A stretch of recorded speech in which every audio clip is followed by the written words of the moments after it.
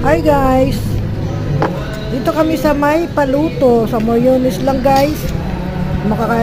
Kumain kami ni Popshi, dalawa kami nagdi-dinner kasi walang tao sa bahay, kami lang dalawa, kaya kain na lang kami sa paluto para pag uwi namin tulog na lang. Char. Ayan guys, masarap naman ang pagkain dito guys sa paluto. Kasama ko nga pala si Popshi. Actually malapit lang to sa amin guys, nalalakad lang. Yummy ang foods.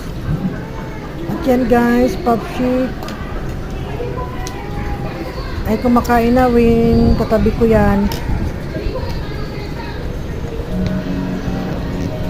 Wala muna kaming imikan kasi